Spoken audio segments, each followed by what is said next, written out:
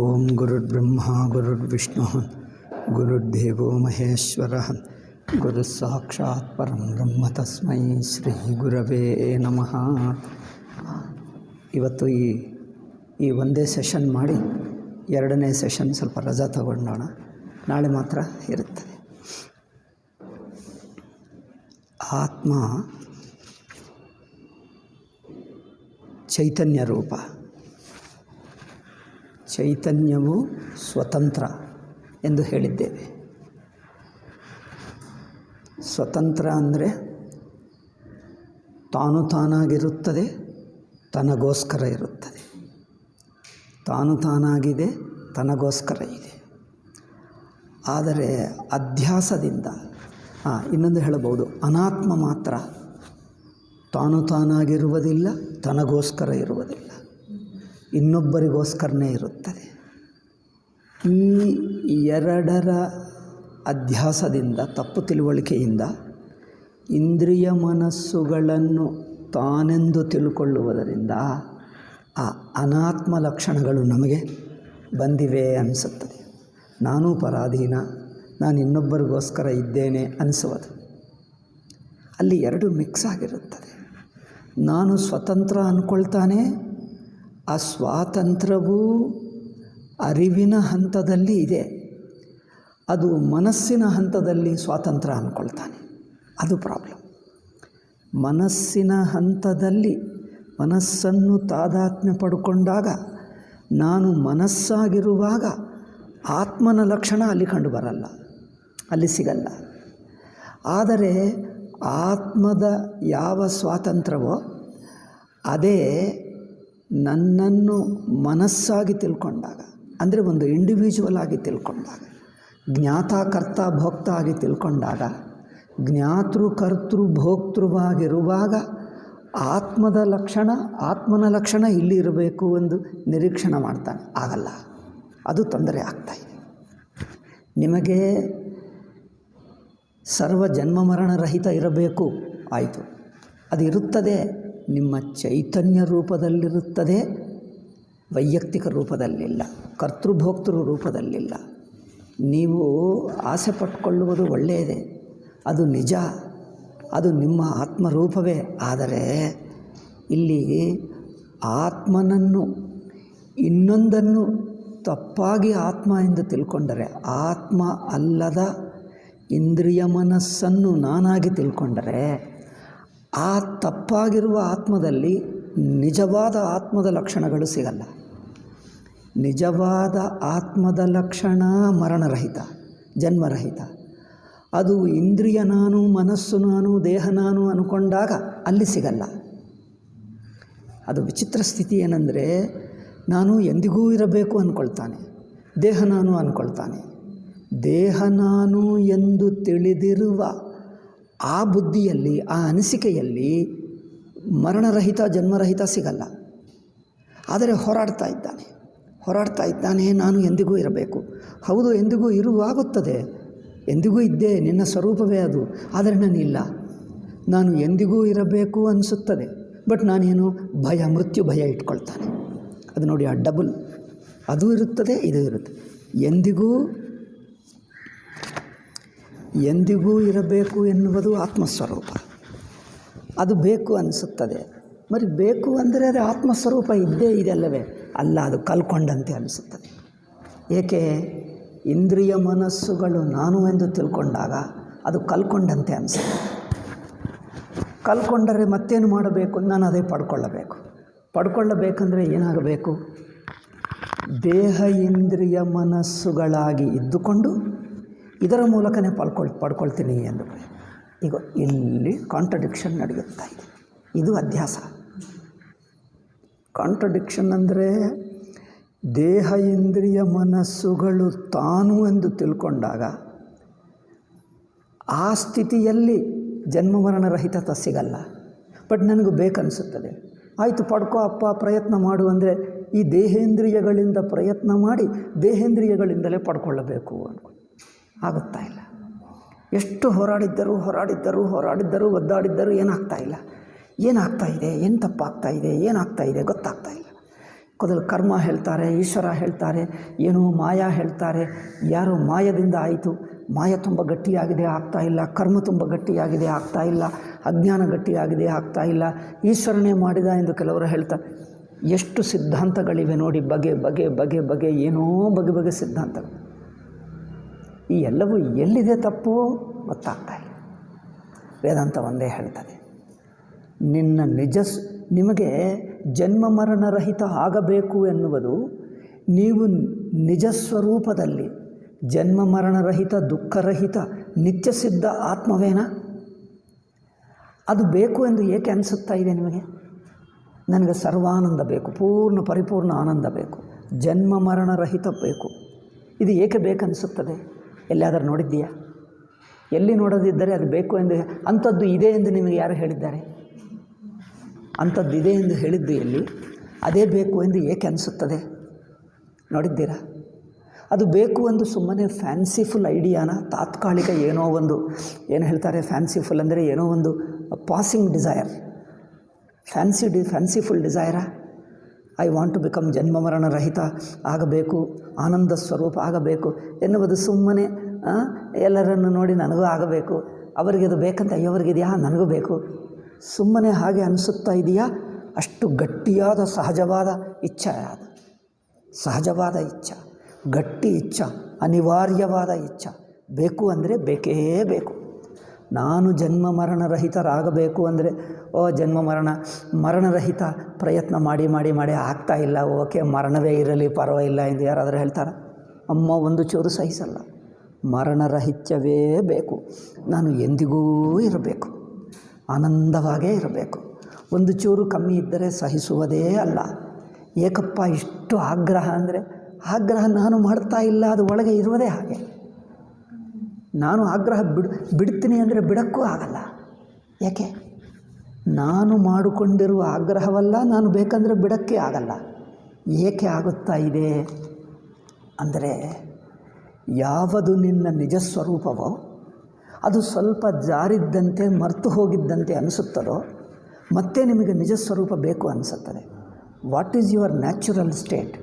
If you miss it, lose it, or if it is covered up, your mind will be struggling to get back to your natural state. ತನ್ನ ಸಹಜ ಸ್ಥಿತಿನಿ ಪಡೆಯುವುದಕ್ಕೆ ಪ್ರಯತ್ನ ಮಾಡ್ತದೆ. ಏಕೆ? ಸಹಜ ಸ್ಥಿತಿಗೆ compromise ಇಲ್ಲ. ಹೋಗಲಿ ಎಂದು ಬಿಡೋಕ್ಕಾಗಲ್ಲ, ಅದು ನನಗೆ ಬೇಕೇ ಬೇಕು. ಏಕೆಂದರೆ ಅದು ಪಡೆಯುವವರೆಗೂ ನನಗೆ ತೃಪ್ತಿ ಇಲ್ಲ, ಬೇರೆದು ತೋಚಲ್ಲ, ಏನು ಮಾಡಿದ್ದರೂ ತೋಚಲ್ಲ. ಅದೇ ಸಿಗಬೇಕು. ತಾನು ತನ್ನ ಪರಿಪೂರ್ಣ ಆತ್ಮಸ್ಥಿತಿ ಪಡೆಯುವವರೆಗೂ ಏನು ಮಾಡಿದ್ದರೂ ತೋಚಲ್ಲ. ಅದಕ್ಕೋಸ್ಕರನೇ ಇಷ್ಟು ದೊಡ್ಡ ಸಂಸಾರ. ಏಕೆ ಇಷ್ಟೆಲ್ಲ ಒದ್ದಾಡಿ ಹಿಂಸೆ? ಏನು ಮಾಡಿದ್ದರೂ ಏನೋ ಇಲ್ಲ, ಏನೋ ಕಳ್ಕೊಂಡಿದ್ದೇವೆ, ಏನೋ ಕೊರತೆ, ಏಕೆ ಇಷ್ಟೆಲ್ಲ ಹೋರಾಟ? ಇಷ್ಟೆಲ್ಲ ಪಡ್ಕೊಂಡಿದ್ದೀವಿ, ಅಚೀವ್ಮೆಂಟ್ಸು ಕಮ್ಮಿ ಇದೆಯಾ? ಜೀವನದಲ್ಲಿ ಏನೇನೋ ಸಾಧಿಸಿದ್ದೇವೆ, ಏನೇನೋ ಅನುಭವಿಸಿದ್ದೇವೆ. ಇಷ್ಟು ಅನುಭವಿಸಿದ ನಂತರ ಇನ್ನೂ ಅಷ್ಟು ಕೊರತೆ ಇರಬೇಕಾ? ಇಷ್ಟೆಲ್ಲ ಅನುಭವಿಸಿದ್ದೇವೆ, ಇಷ್ಟೆಲ್ಲ ಪಡ್ಕೊಂಡಿದ್ದೇವೆ, ಏನೇನೋ ಮಾಡಿದ್ದೀವಿ, ಮಾಡಲಿಲ್ಲವ? ಜೀವನದಲ್ಲಿ ಏನೋ ಸ್ವಲ್ಪ ಅನುಭವಗಳಾಯ್ತಲ್ಲ, ಸುಖ ಅನುಭವಗಳು, ಮತ್ತೆ ಏಕೆ? ಎಷ್ಟು ಪಡ್ಕೊಂಡರೂ ಸಹಜ ಸ್ಥಿತಿ ಪಡೆಯುವವರೆಗೂ ತೃಪ್ತಿ ಇಲ್ಲ. ಏನೋ ಕಲ್ಕೊಂಡಂತೆ, ಎಷ್ಟು ಕೊಟ್ಟರೂ ಏನೋ ಕಲ್ಕೊಂಡಂತೆ.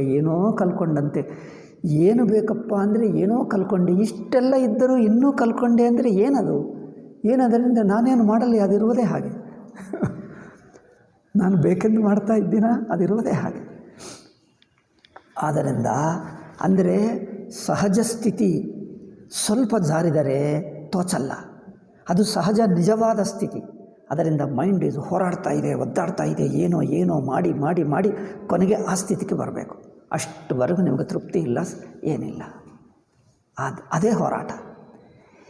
ಎಲ್ಲೆಲ್ಲೋ ಮಾಡ್ತಾ ಇದೆ, ತಪ್ಪೆಲ್ಲಿ ಆಗ್ತಾ ಇದೆ ನೋಡಿ. ಹೋರಾಟದಲ್ಲಿ ತಪ್ಪಿದೆ, ನಿಮ್ಮ ಆಸೆ ತಪ್ಪಿಲ್ಲ. ನಾನು ಪರಿಪೂರ್ಣ ಆನಂದ ಸ್ವರೂಪ ಪಡ್ಕೊಳ್ಳಬೇಕು, ಜನ್ಮ ಮರಣ ರಹಿತ, ನಿರ್ಭಯ, ನಿಶ್ಚಿಂತವಾಗಿರಬೇಕು, ಆ ಆಸೆ ತಪ್ಪಿಲ್ಲ. ಅದಕ್ಕೋಸ್ಕರ ಮಾಡುವ ಪ್ರಯತ್ನ ತಪ್ಪಾಗ್ತಾ ಇದೆ. ಪ್ರಯತ್ನ, ದೇಹ ಇಂದ್ರಿಯ ಮನಸ್ಸುಗಳು ನಾನು ಎಂದು ಒಂದು ಅನಿಸಿಕೆ ಇದೆ, ಒಂದು ಇಂಡಿವಿಜುವಾಲಿಟಿ ಇದೆ, ನಾನೊಬ್ಬ ವ್ಯಕ್ತಿ ಎಂದು. ಈ ವ್ಯಕ್ತಿಯಾಗಿದ್ದುಕೊಂಡು ನಾನು ಸಾಧಿಸ್ತೀನಿ ಅಂತ ಹೇಳ್ತು. ವೇದಾಂತ ಹೇಳ್ತದೆ ವ್ಯಕ್ತಿಯಾಗಿ ಇದ್ದುಕೊಂಡು ಸಾಧಿಸುವುದಲ್ಲ, ಅವ್ಯಕ್ತಿತ್ವವೇ ತಪ್ಪು. ಅಯ್ಯೋ ಇದು ಯಾರು ಹೇಳಲೇ ಇಲ್ಲ, ನಮಗೆ ಇದು ಗೊತ್ತೇ ಇಲ್ಲ, ಅದಕ್ಕೋಸ್ಕರನೇ ವೇದಾಂತ ಹೇಳಬೇಕು. ನಿಮಗೆ ಬೇರೆ ಯಾವ ಶಾಸ್ತ್ರದಲ್ಲಿ ಯಾವ ಗುರುಗಳಿಂದ ಯಾವ ವ್ಯಕ್ತಿಯಿಂದ ಸಿಗದೇ ಇರುವಂಥದ್ದೇ ವೇದಾಂತ ಹೇಳ್ತದೆ. ಎಲ್ಲರೂ ಹೇಳುವುದೇ ವೇದಾಂತ ಹೇಳಿದರೆ ವೇದಾಂತ ಈಗ ನಿನ್ನ ಪ್ರಶ್ನೆ ಮಾಡ್ತಾರೆ ನೋಡಿ ಉಪನಿಷತ್ತು ಅವರ ಹಾಗಿರುತ್ತದೆ. ಅದೊಂದು ಅಕಾಡೆಮಿಕ್, ಅದೊಂದು ಪುಸ್ತಕ ಅಂದ್ಕೊಳ್ತಾರೆ ಉಪನಿಷತ್ತು ಅಂದರೆ. ಅವರು ಸೈಂಟಿಸ್ಟ್ಗಳಿಗೆ ಹೇಳ್ತಾ ಇದ್ದಾನಂತೆ ಉಪನಿಷತ್ತು, ಅವರೇ ಗುರುಗಳು, ಅವ್ರ ಗುರುಗಳಿಗೆ ನಾನು ಹೇಳಬೇಕಾ? ನೋಡಿ ಅವನ ಗುರುಗಳಾಗೇ ಬಿಟ್ಟ, ಏನೂ ಗೊತ್ತಿಲ್ಲದವನು ಗುರುವಾಗಿ ಬಿಡ್ತಾನೆ ಅಲ್ಲವೇ. ನಾನು ಅವರಿಗೆ ಉಪನಿಷತ್ತು ಹೇಳಬೇಕು ಅಂದ್ಕೊಂಡೆ, ಅದರಿಂದ ನನಗೆ ಸ್ವಲ್ಪ ಹೇಳಿ ಉಪನಿಷತ್ತು ಕುರಿತು ನಾನು ಅವರಿಗೆ ಹೋಗಿ ಹೇಳಬೇಕು.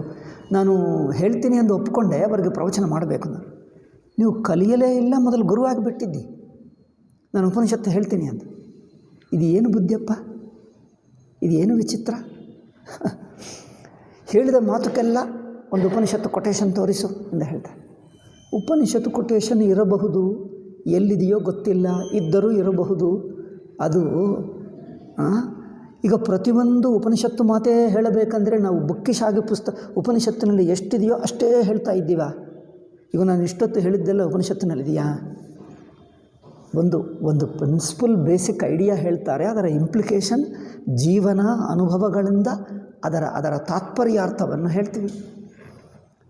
ಅದರಿಂದ ಮನನ ಮಾಡಿದ್ದಾಗ, ಚಿಂತನೆ ಮಾಡಿದಾಗ ಅದರ ಇಂಪ್ಲಿಕೇಶನ್ಸ್ ಇನ್ ಯುವರ್ ಲೈಫ್ ಅದೆಲ್ಲ ಮನನ ಮಾಡಿ ಹೇಳ್ತೀವಿ. ಆದ್ದರಿಂದ ಇದು ಹೇಗಿದೆ ಅಂದರೆ, ಒಬ್ಬ ಸೈಂಟಿಸ್ಟು ಒಂದು ಡಿಸ್ಕವರ್ ಮಾಡಿದ, ಒಂದು ಉದಾಹರಣೆ ಹೇಳ್ತೀನಿ.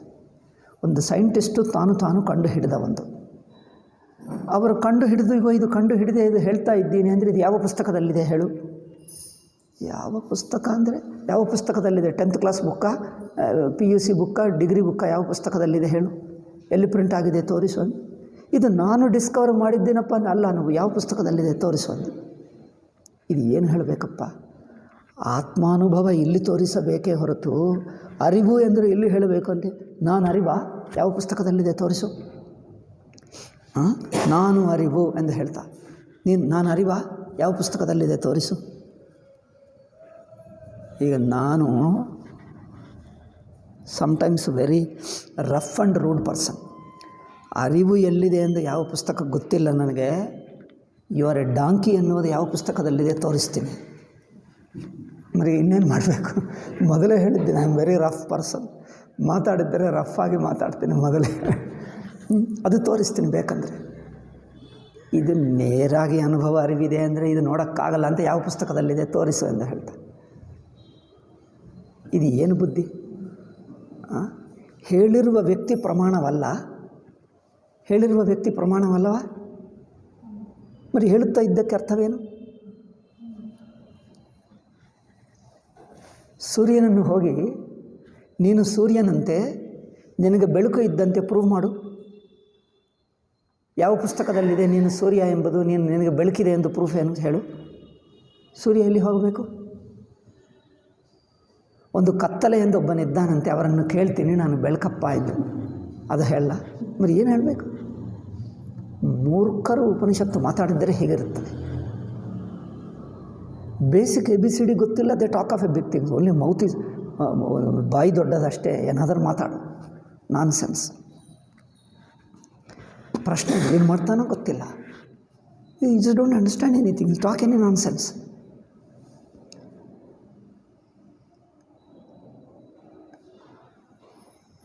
ಒಂದು ಡಾಕ್ಟರ್ ಹತ್ತಿರ ಹೋಗಿ,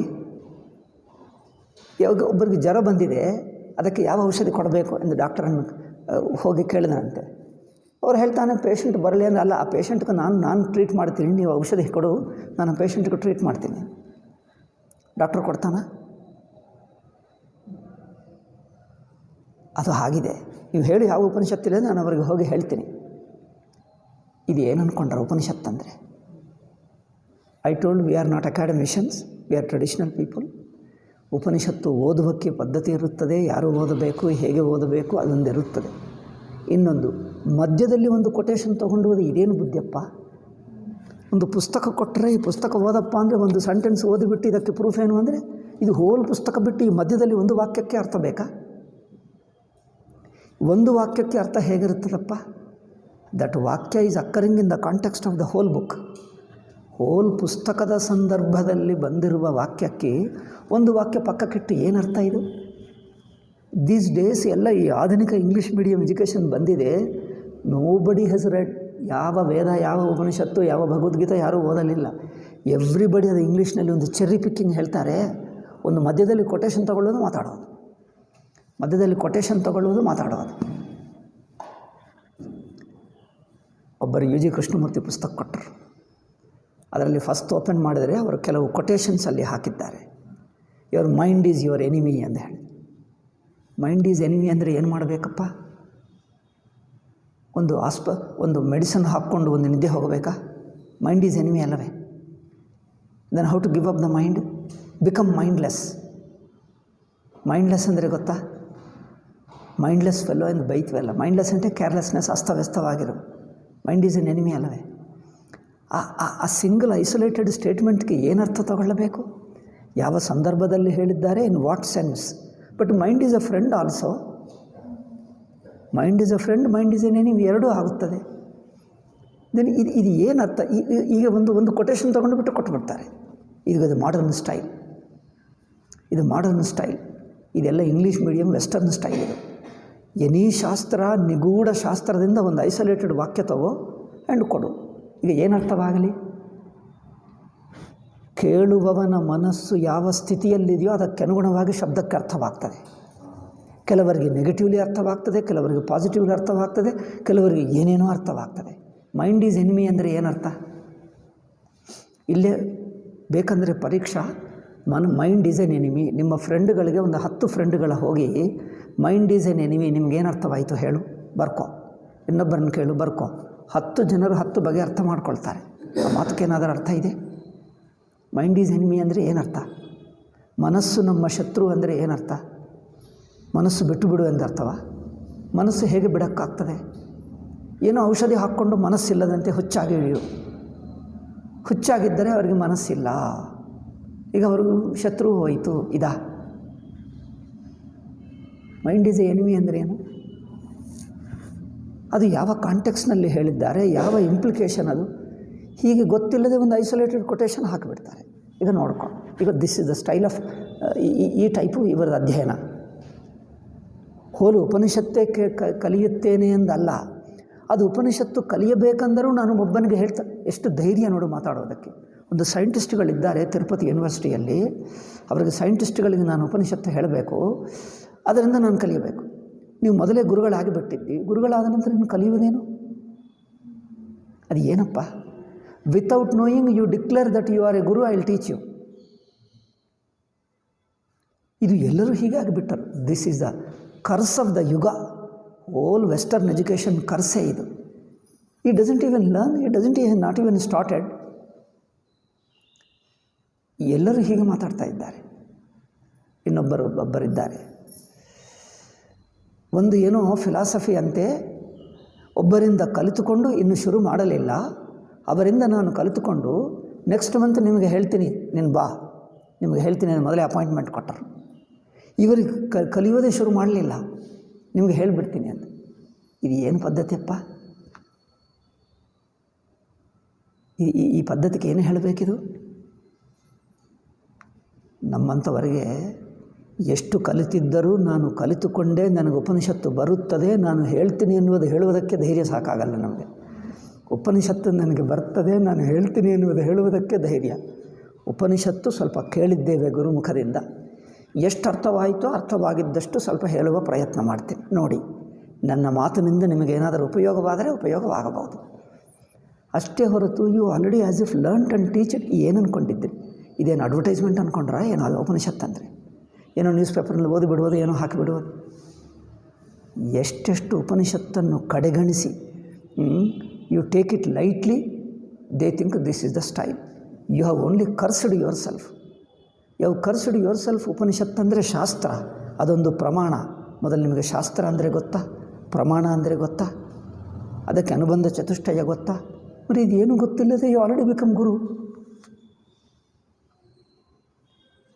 ಮೊನ್ನೆ ದಿವಸನೇ ಹೇಳಿಬಿಟ್ಟೆ, ಅದು ನನ್ನಿಂದ ಆಗಲ್ಲ, ನೀವೇ ಹುಡುಕೋ. ಮತ್ತೆ ನಿನ್ನೆ ಬಂದ, ಮತ್ತೆ ಅದೇ ಕೇಳ್ತಾರೆ. ಅಂದರೆ ಸುಮ್ಮನೆ ಆ ವ್ಯಕ್ತಿ ಮುಖ್ಯ ಅಲ್ಲ, ಸುಮ್ಮನೆ ಉದಾಹರಣೆ ಹೇಳ್ತಾ ಇದ್ದೀನಿ. ಈ ತರಹ ಥಿಂಕಿಂಗ್ ನಮ್ಮಲ್ಲಿ ಇದ್ದರೆ ನಾವು ಕರೆಕ್ಷನ್ ಮಾಡ್ಕೊಳ್ಳಬೇಕಂತ ಅಷ್ಟೇ. ಆ ವ್ಯಕ್ತಿಯನ್ನೇನು ಹೇಳೋದಿಲ್ಲ, ವ್ಯಕ್ತಿ ಇರ್ತಾರೆ, ಅವ್ರ ಜೀವನ ಅವ್ರದ್ದು ಹೇಗಿರಬೇಕು, ಅವ್ರು ಏನು ಕಲ್ತ್ಕೊಂಡರೋ, ಈ ವೆಸ್ಟರ್ನ್ ಬುದ್ಧಿಯಲ್ಲಿ ಏನು ಕಲ್ತ್ಕೊಂಡ್ರೋ ಹಾಗೆ ಬದುಕುತ್ತಾರೆ, ಹಾಗೇ ಇರುತ್ತಾರೆ. ಇನ್ನೂ ಸ್ವಲ್ಪ ಡ್ಯಾಮೇಜ್ ಮಾಡಿ ಹಿಂದೂ ಸಮಾಜಕ್ಕೆ ಇನ್ನೂ ಕೆಲವು ಗೊತ್ತಿಲ್ಲದವರು ಪುಸ್ತಕಗಳು, ಉಪನಿಷತ್ತು ಮೇಲೆ ಪುಸ್ತಕಗಳು ಬರೆಯುತ್ತಾರೆ. ಉಪನಿಷತ್ತು ಮೇಲೆ ಪುಸ್ತಕ ಬರೆಯುತ್ತಾನೆ, ಬರೆದು ಮಾರ್ಕೆಟ್ನಲ್ಲಿ ಸೇಲ್ ಮಾಡ್ತಾರೆ. ಹೆಚ್ಚು ಸೇಲ್ ಆಯಿತಂದರೆ ಈ becomes A great man, is an Upanishad expert ಆಗಿಬಿಡ್ತಾನೆ.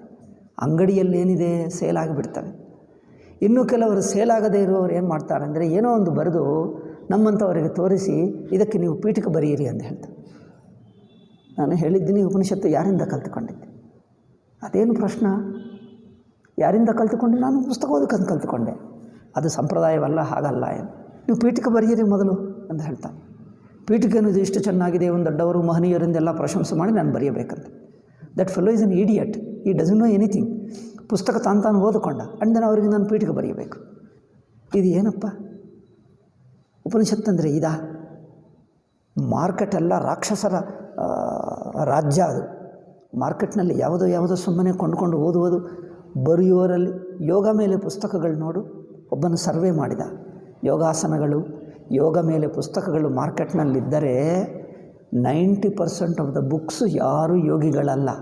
ಆ ಪುಸ್ತಕ ಈ ಪುಸ್ತಕ ನ್ಯೂಸ್ ಪೇಪರ್ನಲ್ಲಿ, ಆ ಪತ್ರಿಕೆಯಲ್ಲಿ ಬಂದಿದ್ದೆಲ್ಲ ಕಾಪಿ ಮಾಡಿ ಸ್ವಲ್ಪ ಅಕ್ಷರಗಳು ಬದಲಾಯಿಸಿ ಇವರೊಂದು ಯೋಗ ಮೇಲೆ ಪುಸ್ತಕ ಬರೆದ. That fellow never did yoga in his life. 90% of the books available in the markets were written by this kind of rogues. ಏಕೆಂದರೆ ಈ ಕಾಲದಲ್ಲಿ ಪ್ರಿಂಟಿಂಗ್ ಇದೆ, ಎಜುಕೇಷನ್ ಇದೆ, you can read and write. Printing ಇದೆ, ಬುಕ್ ಇದೆ, ಮಾರ್ಕೆಟಿಂಗ್ ಇದೆ, market ಬೇಕಾದಷ್ಟಿದೆ. Let's all do it. ಉಪನಿಷತ್ತು ಹಾಗೆ ಮಾಡ್ತೀವ? ಯಾರ ಜೊತೆಗೆ ಮಾತಾಡ್ತಾ ಇದ್ದೀವಿ, ಯಾವ ಸಬ್ಜೆಕ್ಟ್ ಮಾತಾಡ್ತಾ ಇದ್ದೀವಿ ಎಂದು ಗೊತ್ತಿಲ್ಲ. And is so bold that he is talking as if that he is putting a great question.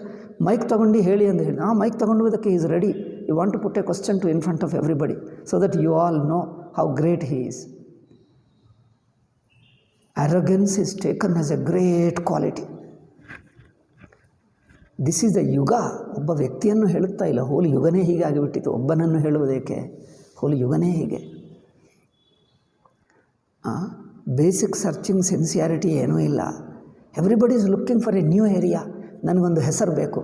ಒಬ್ಬನಿದ್ದ, all ಕಾದಂಬರಿಗಳು ಆಗಿಬಿಟ್ಟಿತ್ತು. ಕಾದಂಬರಿಯಲ್ಲಿ ಕಥೆಗಳು ಬರೆದು ಟಾಪಿಕ್ಸ್ ಎಲ್ಲ ಎಕ್ಸಾಸ್ಟ್ ಆಗಿಬಿಟ್ಟಿವೆ. ಕಾದಂಬರಿಗಳು ಏನೇ ಆಗಲಿ ಅದು ಸ್ವಲ್ಪ ಹಿಂದೆ ಮುಂದೆ ಎಲ್ಲ ವಾಲ್ಮೀಕಿ ಮೊದಲೇ ಮಾಡಿದ. ವಾಲ್ಮೀಕಿ ಬೇಸಿಕ್ ಲವ್ ಸ್ಟೋರಿ ಇದ್ದೇ ಇದೆ. ಅದನ್ನೇ ಸ್ವಲ್ಪ ಹಿಂದೆ ಮುಂದೆ ಬದಲಾಯಿಸಿ ಯಾವುದೋ ಹೀರೋಯಿನ್ಗೂ ತೊಂದರೆ ಕೊಟ್ಟರು, ಹೀರೋ ಬಂದು ರಕ್ಷಣೆ ಮಾಡಿದ. ಇದು ಬೇಸಿಕ್ ಸ್ಟೋರಿ. ಇದನ್ನೇ ಸ್ವಲ್ಪ ಹಾಗೆ ಹೀಗೆ ತಿರುಗಿಸ್ಕೊ ಅಷ್ಟೇ. ಇದೇ ಕಥೆಗಳನ್ನೆಲ್ಲ ಸ್ವಲ್ಪ ಬದಲಾಯಿಸಿಬಿಡು. ಈಗ ಮಾಡಿ ಆಲ್ ಕಾದಂಬರಿ ಸ್ಟೋರೀಸ್ ಎಲ್ಲ ಎಕ್ಸಾಸ್ಟ್ ಆಗಿಬಿಟ್ಟಿವೆ. ನಾವು ದೇ ಆರ್ ವೆಂಚರಿಂಗ್ ಇಂಟು ಸ್ವಲ್ಪ ಉಪನಿಷತ್ತನ್ನು ತಗೊಳ್ಳೋಣ. ಉಪನಿಷತ್ತು ನಾನು ಬರೆಯುತ್ತೇನೆ, ಉಪನಿಷತ್ತಕ್ಕೆ ಅನುವಾದ ಮಾಡ್ತಾನಂತೆ. ನಿಮಗೆ ಸಂಸ್ಕೃತ ಬರುತ್ತದೆ, మరి ಉಪನಿಷತ್ತು ಯಾರಿಂದ ಓದಿದ್ದೀವಿ? ಅಲ್ಲ, ಒಬ್ಬನು 10 ಉಪನಿಷತ್ತುಗಳಿಗೆ ಅನುವಾದ ಮಾಡಿ ಒಂದೊಂದು ಉಪನಿಷತ್ತಿಗೆ ಒಂದೊಂದು ಸ್ವಾಮಿಯಿಂದ ಪೀಠಿಕೆ ಬರೆಸ್ಕೊಳ್ತೀನಿ ಎಂದು ಒಂದು ರಾಮಕೃಷ್ಣ ಮಠ ಸನ್ಯಾಸಿ ಇನ್ನೊಬ್ಬರು ನನಗೆ ಬರೆದರು, ನನಗೆ ಹೇಳಿದ್ದರು. ಇವನಿಗೆ ಏನೂ ಬರಲ್ಲ, ಏನು ಹೇಳಲಿ, ಏನೋ ಒಂದೆರಡು ಮಾತುಗಳು ಹೇಗಿದೆ ಬರೆದಿದೆ. ಇನ್ನೂ ಅವರು ಒಂದು ದೊಡ್ಡ ಸ್ವಾಮೀಜಿಯನ್ನು ಸ್ವಾಮಿ ದಯಾನಂದ ಹತ್ತಿರ ಹೋದ. ಅಂದ್ರೇನು, ದೊಡ್ಡವರು ಯಾರಿದ್ದಾರೋ ನಾನು ಹೇಳಿದ್ದೀನಿ, ಶೃಂಗೇರಿ ಶಂಕರಾಚಾರ್ಯನಲ್ಲೇ ಬರೆಸ್ಕೋ, ಇಂಥ ಮಹನೀಯರು ಇಷ್ಟುವರೆಗೂ ಹುಟ್ಟಲಿಲ್ಲ, ಅವರು ಉಪನಿಷತ್ತಕ್ಕೆ ಅನುವಾದ ಮಾಡ್ತಾ ಇದ್ದಾರೆ ಅಂತ. ಬರೆಸ್ಕೋ, ಇನ್ನೇನು. ನನ್ನ ಇದು ಏನು ನೀವು ಓದೋದೇ ಇಲ್ಲ ಗುರುಮುಖನಿಂದ, ಇದು ಏನಿದು ಮಾಡುವುದಂದರೆ ಹೀ ಸೇಸ್, ನಿಮ್ಮ ಸ್ವಾಮಿ ದಯಾನಂದ ಎಷ್ಟು ದೊಡ್ಡವರೇ ಆಗಲಿ, I don't care for him, ಹೀಗೆ ಮಾತಾಡ್ತಾನೆ. ಏನಪ್ಪ ಅಂದರೆ ನಾನು ಉಪನಿಷತ್ತು ಬರೀತೀನಿ ಅಂದರೆ ಅವರು ಎನ್ಕರೇಜ್ ಮಾಡ್ತಾ ಇಲ್ಲ. ಇಷ್ಟು ಸೆಲ್ಫಿಶ್ ಸನ್ಯಾಸಿ ಹೇಗೆ ಆದ? ಇದು ಮಾತಾಡೋದು. ಇವರ ಅಹಂಕಾರವೇ ಪ್ರಮಾಣ. ಈ ಕಾಲದಲ್ಲಿ ಮೂರ್ಖತಾ ದುಷ್ಟತ್ವವೇ ಪ್ರಮಾಣ. ಒಬ್ಬನಲ್ಲ, ಹೋಲ್ ವರ್ಲ್ಡ್ ಹೀಗಾಗಿಬಿಟ್ಟಿತ್ತು. ಮಾಡರ್ನ್ ಎಜುಕೇಷನ್ ಹೀಗೆ ಮಾಡ್ತಾ ಇದೆ. Any idiot can write on anything like Max Muller ಅಂತ ಇಡಿಯಟ್ ಬರೆಯುತ್ತಾನೆ. And he translated Rigveda. Terrible thing. That is a terrible curse to the humanity. And people say that ಆಹಾ such a great man, he is a rishi. I went and ದರ್ಶನ ಮಾಡಿಕೊಂಡೆ ಋಷಿಯನ್ನು. ಇದು ಏನಪ್ಪ ಅಂದರೆ the fellow who hates the book, who wants to undermine the book and he has to translate. And there are sannyas to praise him. ಅವನನ್ನು ಅವತಾರ ಪುರುಷ ಮಾಡಿಬಿಟ್ಟರು ಗೊತ್ತಾ? ಜರ್ಮನ್ ಋಷಿ ಒಬ್ಬ ಬೆಂಗಾಲಿ ಕೇಳಿದ, ಅವತಾರಗಳು ಭಾರತ ದೇಶದಲ್ಲಿ ಆಗುತ್ತವಲ್ಲವೇ, ವಿದೇಶಿಯಲ್ಲಿ ಹೇಗಾಗ್ತವೆ ಅಂತ. ವಿವೇಕಾನಂದ ಕೋಪ ಮಾಡಿಕೊಂಡು, ಏನು ಅಂದ್ಕೊಂಡಿದ್ದಿ, ನಿಮ್ಮ ಇಂಡಿಯಾನೇ ಎಲ್ಲ ಇದೆಯಾ ಪ್ರಪಂಚದಲ್ಲಿ? ಋಷಿಗಳು ಜರ್ಮನ್ನಲ್ಲಿಯೂ ಇರುತ್ತಾರೆ. I have met a rishi real rishi ಅಂತ ಹೇಳ್ಕೊಂಡು ಬಂದ. ಈಗ this is the yuga we have now, we live in this yuga. Any villain becomes a rishi, any terrorist becomes a prophet, ಅವತಾರ ಪುರುಷ. ಹೋಲ್ ಥಿಂಗ್ ಈಸ್ ಎ ಗೊಂದಲ, ಹೋಲ್ ವರ್ಲ್ಡ್ ಈಸ್ ಎ ಗೊಂದಲ.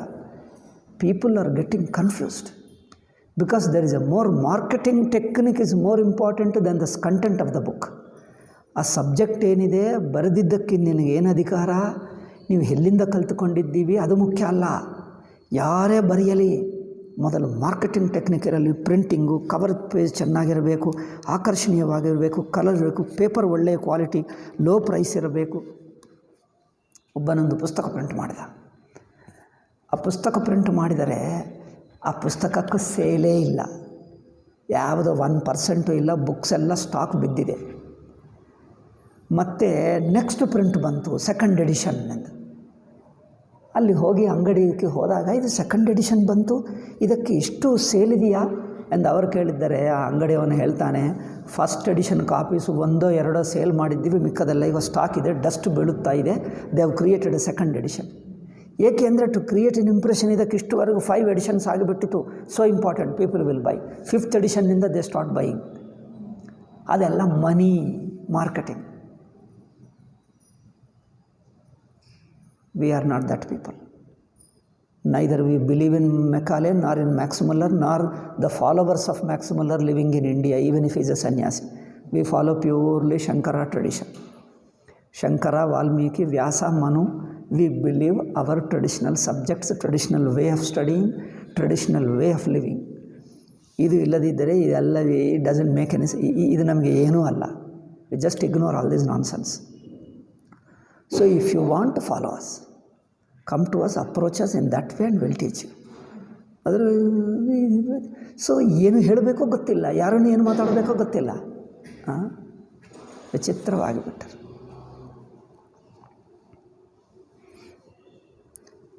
ಒಬ್ಬನು ಮೊದಲೇ ಹೇಳಿದ್ದೀನಲ್ಲ ಒಂದು ಉದಾಹರಣೆ. ಒಬ್ಬನು ಸೈಂಟಿಸ್ಟು ಕಂಡು ಹಿಡಿದರೆ, ನೀವು ಹೇಳಿದ್ದಕ್ಕೆ ಪ್ರೂಫ್ ಏನು, ಯಾವ ಪುಸ್ತಕದಲ್ಲಿದೆ ಹೇಳು ಏನು, ಯಾವ ಪುಸ್ತಕದಲ್ಲಿಲ್ಲ, ನೀವು ಫೇಕ್ ಫೆಲ್ಲೋ ಹೋಗೋ ಅಂತ ಹೇಳಿಬಿಟ್ಟು. ಈಗ ಹಾಗಿದೆ ಈ ಕಾಲ. ಉಪನಿಷತ್ತು ಹೇಳುವವನೇ, ವೇದಾಂತ ಹೇಳುವವನೇ ಪ್ರಮಾಣ ಕೇಳ್ತಾನೆ, ನಿಮಗೇನು ಪ್ರೂಫ್ ಏನು ಎಂದು. ನಿಮಗೆ ಬೇರೆ ಎಲ್ಲಿ ಹೇಳಬೇಕ, ಬೇರೆ ಎಲ್ಲಿ ಹೋಗುವುದು? Then why do you want Upanishad? ಉಪನಿಷತ್ತಿಗೆ ಪ್ರಮಾಣವೇನು? ಉಪನಿಷತ್ತನ್ನೇ ಕ್ವಶ್ಚನ್ ಮಾಡು. ಉಪನಿಷತ್ತು ಯಾವ ಪುಸ್ತಕದಿಂದ ಕಲ್ತ್ಕೊಂಡ? ಉಪನಿಷತ್ತು ಋಷಿಗೆ ಯಾರು ಹೇಳ್ಕೊಟ್ಟರು? ಯಾವ ಮ್ಯಾಕ್ಸ್ ಮುಲ್ಲರ್ ಹೇಳ್ಕೊಟ್ಟರು? ಯಾವ ಮೆಕಾಲೆ ಹೇಳ್ಕೊಟ್ಟರು? ಮೊದಲು ಉಪನಿಷತ್ತನ್ನೇ ಕೇಳು.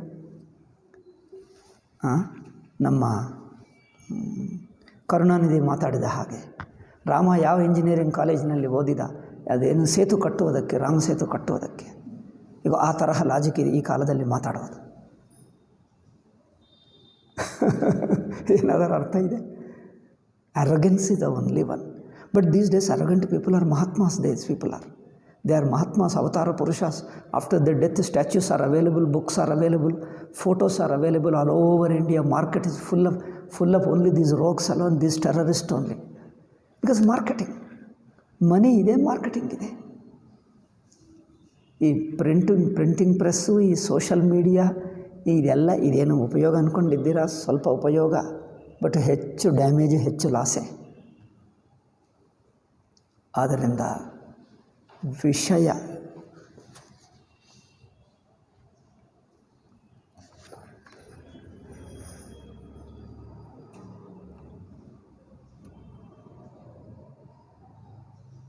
ತಾನು ಪರಿಪೂರ್ಣ ಸ್ವರೂಪ, ಆನಂದ ಸ್ವರೂಪ ಎಂದು ಬೇಕನ್ನಿಸುತ್ತಾ ಇದೆ.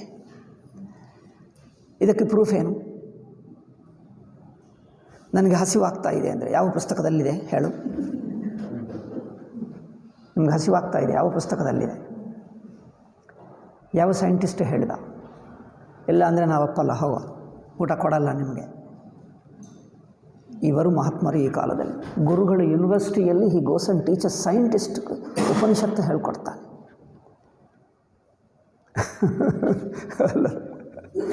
ಸೊ ತನ್ನ ಸ್ವರೂಪ ಅದು natural state. It is not to be newly acquired.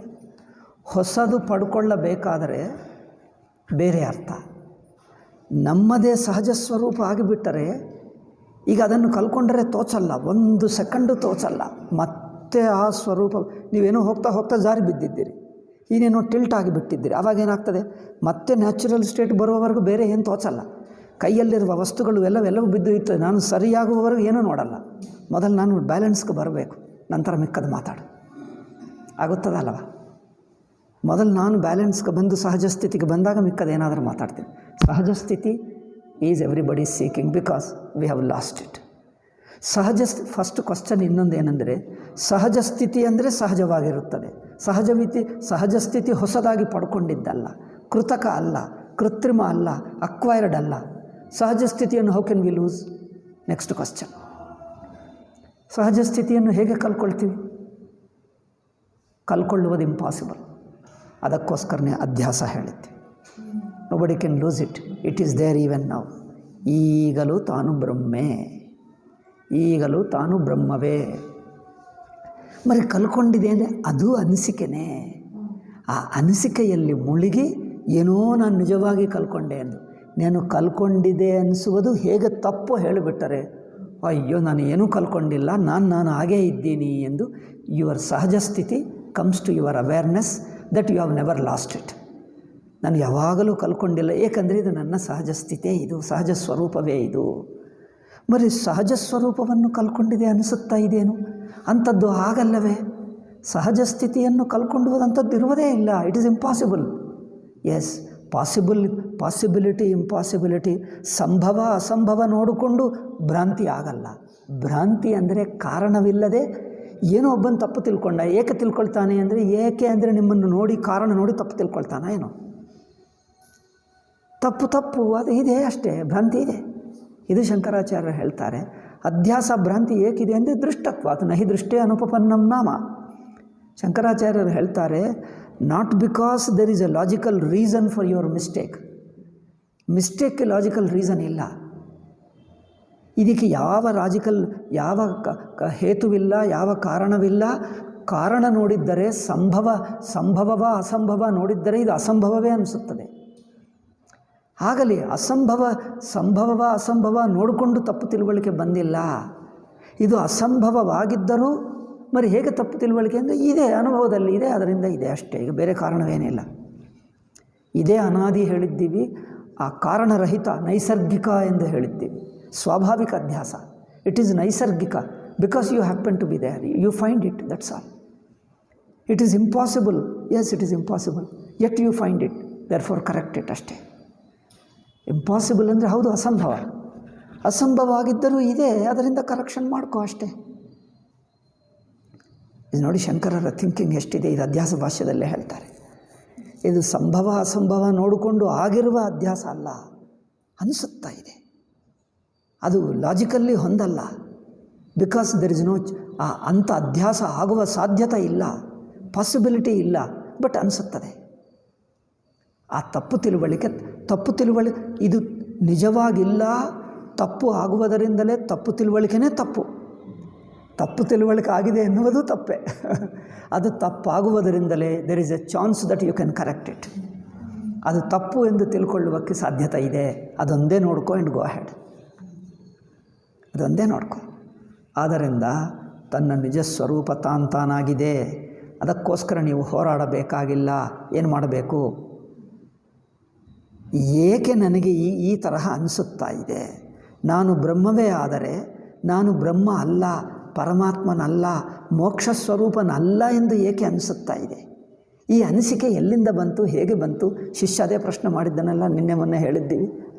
ನನಗೆ ಹೀಗೆ ಅನಿಸುತ್ತಾ ಇದೆ, ಕರ್ತ ಭೋಕ್ತ ಸಂಸಾರಿ ಎಂದು. ಇದು ನನ್ನ ನಿಜಸ್ವರೂಪವಾ? ಇದು ಏನೋ ಕಾರಣದಿಂದ ಬಂತ, ಯಾವುದೋ ನಿಮಿತ್ತದಿಂದ? ಅಂದರೆ ಇದು ನಿನ್ನ ನಿಜಸ್ವರೂಪವಲ್ಲ ಎಂದು ಗುರುಗಳು ಉತ್ತರ ಹೇಳ್ತಾರೆ. ಇದು ನಿನ್ನ ನಿಜಸ್ವರೂಪವಲ್ಲ, ಒಂದಾನೊಂದು ನಿಮಿತ್ತದಿಂದ ಬಂದಿದೆ. ಆ ನಿಮಿತ್ತವೇನೋ ಕರೆಕ್ಷನ್ ಮಾಡ್ಕೋತಾನೆ ಹೋಗ್ತದೆ. ಅಂದರೆ ಅದು ನಿಜವಾಗಿಲ್ಲ ಎಂದರ್ಥ ಅಷ್ಟೇ. ಇದು that's why the problem, identifying the problem correctly is more important. ಅದಕ್ಕೋಸ್ಕರ ಬ್ರಹ್ಮಸೂತ್ರ ಭಾಷ್ಯಕ್ಕೆ ಮೊದಲು ಉಪೋದ್ಘಾತ ಅಂದರೆ ಅಧ್ಯಾಸ ಭಾಷ್ಯನೇ ಬರೆದರು. First diagnosing the problem is most important. ಏಕೆಂದರೆ ನಾವು ಮಾಡುವ ಪ್ರಯತ್ನ ಸರಿಯಾದ ಪ್ರಯತ್ನ ಇರಲಿ, ಎಲ್ಲಿ ಏನು ಮಾಡಬೇಕು ಎನ್ನುವುದು ಕ್ಲಿಯರ್ ಇರುತ್ತದೆ. ಇಲ್ಲದಿದ್ದರೆ ರಾಂಗ್ ಏರಿಯಾದಲ್ಲಿ ತಪ್ಪು ಎಲ್ಲಿ ಮಾಡಬೇಕೋ ಅಲ್ಲಿ ಬಿಟ್ಟು ಇನ್ನೊಂದು ಕಡೆ ಮಾಡ್ತಾ ಇರ್ತೀವಿ. ಯಾವುದು ಮಾಡಬೇಕು ಅದು ಬಿಟ್ಟು ಇನ್ನೊಂದು ಮಾಡ್ತಾ ಇರ್ತೀವಿ. ಸರಿಯಾದ ಪ್ರಯತ್ನ ಇರಬೇಕು ಅಂದರೆ ಓನ್ಲಿ ಥಿಂಗ್ ಈಸ್, ನಾನು ಮೊದಲೇ ಮುಕ್ತ ಪುರುಷ, ನಾನು ಮೊದಲೇ ಬ್ರಹ್ಮ, ನಾನು ಮೊದಲೇ ನಿತ್ಯಸಿದ್ಧ ಬ್ರಹ್ಮ ಆಗಿದ್ದರೆ మరి ನನಗೆ ಆ ಬ್ರಹ್ಮ ಅನಿಸುತ್ತಾ ಇಲ್ಲವಲ್ಲ, ನನಗೆ ಇನ್ನೇನು ಅನಿಸುತ್ತಾ ಇದೆ, ಏಕೆ? ಅದೇ ಹೇಳ್ತಾ ಇದ್ದೆ. ನೀನು ಬ್ರಹ್ಮವೇ ಆಗಿದ್ದರು ನೀನು ಬ್ರಹ್ಮನಲ್ಲ, ನಿನ್ನೇನು ಜೀವ ಸಂಸಾರಿ ಅನಿಸುತ್ತಾ ಇದೆ. ಅಂದರೆ ನಿಮಗೆ ಗೊತ್ತಾಯ್ತಲ್ಲ, ಇವರ ಅನಿಸಿಕೆ is not true to your real nature, ನಿಮ್ಮ ಸ್ವರೂಪಕ್ಕೆ ಅನುಗುಣವಾಗಿಲ್ಲ ಅಂದರೆ ತಪ್ಪಾಯಿತು. ಬರೀ ಹೀಗೆ ಇದು ಏಕೆ ತಪ್ಪು ಎನ್ನುವುದೇ first you have to discover by observing. ತನ್ನನ್ನು ತಾನು ಗಮನಿಸಿ ಈ ಅನಿಸಿಕೆ ಹೇಗೆ ನನ್ನ ನಿಜ ಸ್ವರೂಪಕ್ಕೆ ಅನುಗುಣವಾಗಿಲ್ಲ ಅಷ್ಟೇ ತಿಳ್ಕೊಳ್ಳತಕ್ಕದ್ದು. ಹೋಲ್ ವೇದಾಂತ ಪ್ರಯತ್ನ ಈಸ್ ಓನ್ಲಿ ದಿಸ್ ಮಚ್, ಮಾಡತಕ್ಕದ್ದೆಲ್ಲ ಇಷ್ಟೇ. ದೇರ್ ಫೋರ್ ಜ್ಞಾನವೇ ಪ್ರಧಾನ, ಕರ್ಮ ಅಲ್ಲ. ಜ್ಞಾನದಿಂದಲೇ ಮೋಕ್ಷ ಎಂದು ಹೇಳಿದ್ದೇವೆ. ಸೊ ಅಬ್ಸರ್ವೇಷನ್ ದಟ್ ನನಗೆ ಅನಿಸುತ್ತಿರುವ ನಾನು ಬ್ರಹ್ಮ ಆಗಿದ್ದರೆ ನನ್ನ ಸ್ವರೂಪವೇ ಮೋಕ್ಷ ಆದರೆ ಬರೀ ಇದೇಕೆ ಅನಿಸುತ್ತಾ ಇದೆ, ಇದು ಏನಿದು, ಈ ಅನಿಸಿಕೆ ತಪ್ಪಲ್ಲವಾ? ಹೌದು. ಅದು ಏಕೆ ತಪ್ಪು, ಹೇಗೆ ತಪ್ಪು ತಿಳ್ಕೊ, ಅದೇ ತಿಳ್ಕೊ. Verify it, watch it again and again. How ಈ ಅನಿಸಿಕೆ ವಾಸ್ತವಿಕತೆ ಒಂದು ಬಗೆ ಇದೆ, ಅನಿಸಿಕೆ ಅದಕ್ಕೆ ಅನುಗುಣವಾಗಿಲ್ಲ, ಅದನ್ನು ರಾಂಗ್ಲಿ ಪ್ರೆಸೆಂಟಿಂಗ್ ಇಟ್. ವಸ್ತು ಹಗ್ಗ ಇದೆ, ಇವರ ಕಣ್ಣದನ್ನು ಸರ್ಪವಾಗಿ ನೋಡ್ತಾ ಇದೆ, ಅಂದರೆ ಮಿಸ್ರೆಪ್ರೆಸೆಂಟಿಂಗ್ ಇಟ್. ಅಧ್ಯಾಸ, ಮಿಥ್ಯಾ, ತಪ್ಪು ತಿಳುವಳಿಕೆ, ಭ್ರಾಂತಿ ಅಂದರೆ ಮಿಸ್ರೆಪ್ರೆಸೆಂಟಿಂಗ್ ಇಟ್, ಮಿಸ್ಅಂಡರ್ಸ್ಟ್ಯಾಂಡಿಂಗ್ ಇಟ್. ಇರುವುದು ಒಂದು ಬಗೆ, ತಿಳಿಯುವುದು ತಪ್ಪಾಗಿ ಇನ್ನೊಂದು, ಅದಲ್ಲ ಇನ್ನೇನೋ ಎಂದಂತೆ ತಿಳಿಯುವುದು. ಆ ಇನ್ನೇನು ಎನ್ನುವುದು ತಪ್ಪೇ. ನೀವು ಇನ್ನೇನೋ ತಿಳ್ಕೊಂಡ್ರೆ ಆ ಇನ್ನೇನೋ ಅಲ್ಲವಲ್ಲ ಅದು. ನೀವು ಹಗ್ಗವನ್ನು ಹಗ್ಗಾಗಿ ತಿಳ್ಕೊಂಡರೆ ಜ್ಞಾನ, ಹಗ್ಗವನ್ನು ಇನ್ನೇನೋ ತಿಳ್ಕೊಂಡ್ರೆ ಇನ್ನೇನೋ ಅನ್ನುವುದೇ ತಪ್ಪು. ನೀವು ಏನೇ ತಿಳ್ಕೊ, ಹಗ್ಗ ಬಿಟ್ಟು ಏನೇ ತಿಳ್ಕೊ ಎಲ್ಲ ತಪ್ಪೆ. ನಾವು ಹಗ್ಗ ಬಿಟ್ಟು ನಾನು ಚಿನ್ನ ತಿಳ್ಕೊಳ್ತೀನಿ, ಚಿನ್ನ ಅಷ್ಟು ದೊಡ್ಡದು, ಚಿನ್ನ ತಿಳ್ಕೊಂಡ್ರೆ ತಪ್ಪೆ. ಚಿನ್ನ ದೊಡ್ಡ ಕಾಸ್ಟ್ಲಿ, ಅದು ವ್ಯಾಲ್ಯೂಯಬಲ್, ಎಷ್ಟು ವ್ಯಾಲ್ಯೂ ಎಲ್ಲ ತಪ್ಪೆ. ಅಂದರೆ ತಪ್ಪುಗೆ ನೀವು ಏನೇ ತಿಳ್ಕೊ ತಪ್ಪೆ ಅಷ್ಟೆ. ಆದ್ದರಿಂದ ಇಲ್ಲಿ ವಿಷಯದ ಮೂಲ ಕಾರಣವೇನು ಎನ್ನುವುದು ನೋಡಿದರೆ ತನ್ನ ಸ್ವರೂಪ ಯಥಾವತ್ತಾಗಿದೆ. It is only a wrong angle, wrongly looking at yourself. ಈಗ ಅದು ಕರೆಕ್ಷನ್ ಮಾಡ್ಕೊ. ಅದಕ್ಕೋಸ್ಕರ ಇವರು ಏನು ಹೇಳ್ತಾರೆ, ತಾನು ಇದಕ್ಕೆ ಒಂದು ಪ್ರಕ್ರಿಯೆ ಹೇಳಿದ್ದಾರೆ. ನಿಮ್ಮಲ್ಲಿ ನಾನು ಸಂಸಾರಿ ಎಂದು ಏಕೆ ಅನಿಸುತ್ತಾ ಇದೆ? ಏಕೆಂದರೆ ಬ್ರಹ್ಮಸ್ವರೂಪಕ್ಕಿಂತ ಬಿಟ್ಟು ಬ್ರಹ್ಮ ಅಲ್ಲದ್ದು, ಆತ್ಮ ಅಲ್ಲದ್ದನ್ನು ನೀನೆಂದು ತಿಳ್ಕೊಂಡು ಬಿಟ್ಟಿದ್ದೀವಿ. ಅಂದರೆ ಸಂಸಾರಿ ಪ್ರತ್ಯಯ ಹಾಕ್ಕೊಂಡು ಬಿಟ್ಟಿದ್ದಿ. ಅದನ್ನು ಪಕ್ಕಕ್ಕೆ ತೆಗೆಯು. ಹೇಗೆ ತೆಗೆಯಬೇಕು? ಒಂದು ಪ್ರಕ್ರಿಯೆ ಹೇಳ್ತೀನಿ. ಒನ್ ಮೆಥಡ್ ಆಫ್ ಅಬ್ಸರ್ವೇಷನ್ ಏನ್ಕೊಂಡು ಒಂದು ಪ್ರಿನ್ಸಿಪಲ್ ಆಫ್ ಅಬ್ಸರ್ವೇಷನ್ ಹೇಳೋಣ. Method of observation or principle of observation, principle of investigation. ಏನದು ಪ್ರಿನ್ಸಿಪಲ್ ಆಫ್ ಇನ್ವೆಸ್ಟಿಗೇಷನ್? ನಿಮ್ಮಲ್ಲಿ ಯಾವುದು ಸ್ವತಂತ್ರವಾಗಿದೆಯೋ, ಯಾವುದು ಪರತಂತ್ರವಾಗಿದೆಯೋ ನಿಮ್ಮ ಅನುಭವದಲ್ಲಿ ಅದನ್ನು ಗಮನಿಸು. ಯಾವುದು ಸ್ವತಂತ್ರವೋ ಅದು ಸ್ವತಃ ಸಿದ್ಧ. ಯಾವುದು ಸ್ವತಂತ್ರ ಅದು ಪರಾಧೀನ ಅಲ್ಲ, ಇನ್ನೊಬ್ಬರಿಗೋಸ್ಕರ ಅಲ್ಲ, ತನ್ನ ಪಾಡಿಗೆ ತಾನಿದೆ, ತನಗೋಸ್ಕರ ತಾನಿದೆ, ತಾನಾಗಿದೆ. ಇನ್ನೊಬ್ಬರಿಗೆ ಗುಲಾಮಿಯಾಗಲ್ಲ, ಇನ್ನೊಬ್ಬರ ಮೇಲೆ ಪರಾಧೀನವಾಗಲ್ಲ, ತಾನಾಗಿದೆ. ನಿಮ್ಮಲ್ಲಿ ತಾನಾಗಿದೆಯೋ ಯಾವುದೋ, ಇನ್ನೊಬ್ಬರಿಗೋಸ್ಕರ ಯಾವುದಿದೆಯೋ ನೋಡು. ಇಂದ್ರಿಯ ಇನ್ನೊಬ್ಬರಿಗೋಸ್ಕರ ಇದೆ, ದೇಹ ಇನ್ನೊಬ್ಬರು ತಿಳ್ಕೊಂಡರೆ ದೇಹ ಆಗುತ್ತದೆ, ಇನ್ನೊಬ್ಬರು ತಿಳ್ಕೊಳ್ಳಬೇಕು ಇಂದ್ರಿಯಗಳು, ಇನ್ನೊಬ್ಬರು ತಿಳ್ಕೊಳ್ಳಬೇಕು ಮನಸ್ಸು, ವೃತ್ತಿಯನ್ನು. ಅರಿವು ತಾನೇ ತಾನು. ಅರಿವಿಗೆ ಇನ್ನೊಬ್ಬ ಅರಿವು ಬೇಕಾಗಿಲ್ಲ. ಅರಿವನ್ನು ತಿಳ್ಕೊಳ್ಳುವುದಕ್ಕೆ ಇನ್ನೊಬ್ಬ ಅರಿವು ಬೇಕಾ? ಅರಿವಿನ ಬೆಳಕಿನಲ್ಲೇ ಎಲ್ಲ ನೋಡ್ತೀವಿ. ಈಗ ಅರಿವಿನ ಬೆಳಕಕ್ಕೋಸ್ಕರ ಇನ್ನೊಂದು ಬೆಳಕು ಹುಡುಕಲ್ಲ. ಒಬ್ಬನು ಕತ್ತಲೆ ಇತ್ತು, ದೀಪ ಹಚ್ಚು ಎಂದು ಹೇಳ್ದ. ಅವನು ಹಚ್ಚಿದ.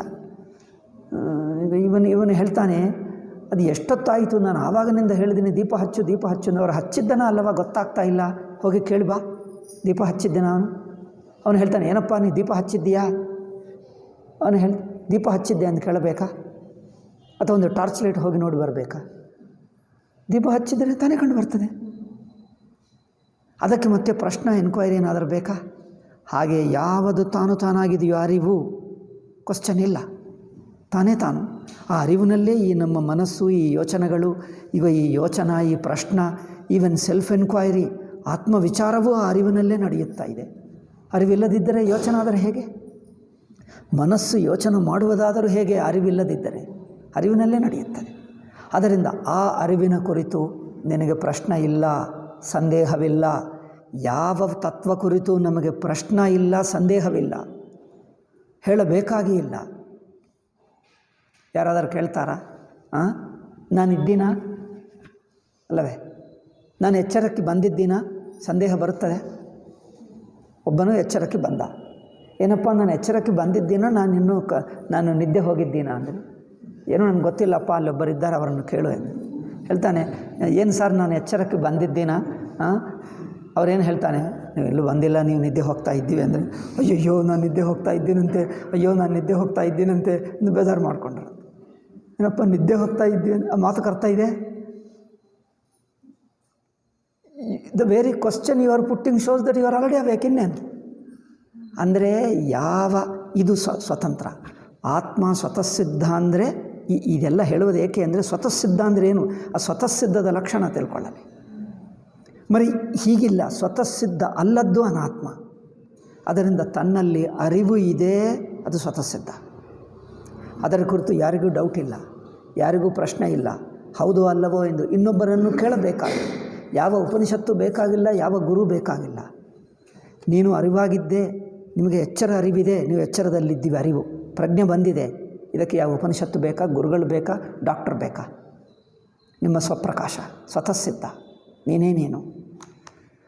ಅದರಲ್ಲಿ ಜಗತ್ತು ತೋರ್ತಾ ಇದೆ ಅಂದರೆ ನಿಮ್ಮ ಅರಿವಿನಲ್ಲೇ ಜಗತ್ತು ತೋರ್ತಾ ಇದೆ. ನೀವು ಎಚ್ಚರದ ಅರಿವು, ನಿಮ್ಮ ಅರಿವಿನಲ್ಲಿ ಜಗತ್ತು ತೋರ್ತಾ ಇದೆ, ಮನುಷ್ಯರು ತೋರ್ತಾ. ಈವನ್ ನಾನು ಕಂಡು ಬರಬೇಕು, ನಾನು ಗೊತ್ತಾಗಬೇಕಂದ್ರೆ ಮೊದಲು ನೀನು ಅರಿವಾಗಿರಬೇಕು, ಆವಾಗಲೇ ನಾನು ಕಂಡು ಬರ್ತಾ ಇದ್ದೀನಿ. ಆ ಅರಿವು ಕುರಿತು ನಿಮಗೆ ಸಂದೇಹ ಇರುತ್ತದೆ, ಪ್ರಶ್ನೆ ಇರುತ್ತದೆ, ಹೌದೋ ಅಲ್ಲವೋ? ಇನ್ನೊಬ್ಬರನ್ನು ಕೇಳು, ಮೊದಲು ಹುಡುಕಿ ನಿಶ್ಚಯ ಮಾಡ್ಕೋ, ನಾನಿದ್ದೇನೆ. ನಾನು ಹುಡುಕೊಂಡು ನಾನಿದ್ದೀನ ಮೊದಲು ಮುಟ್ಟಿ ನೋಡಿಕೊಂಡು ನಾನಿದ್ದೇನೆ, ಈಗ ಕನ್ಫರ್ಮ್ ಆಯಿತು. ಆತ್ಮದ ಅರಿವಿಗೆ ಕನ್ಫರ್ಮೇಷನ್ ಬೇಕಾ? ಯಾವುದಕ್ಕೆ ಯಾವ ಸಂದೇಹವಿಲ್ಲವೋ, ಯಾವ ಪ್ರಶ್ನೆ ಇಲ್ಲವೋ, ಯಾವ ಉತ್ತರ ಬೇಕಾಗಿಲ್ಲ, ಯಾವ ಕನ್ಫರ್ಮೇಷನ್ ಬೇಕಾಗಿಲ್ಲ.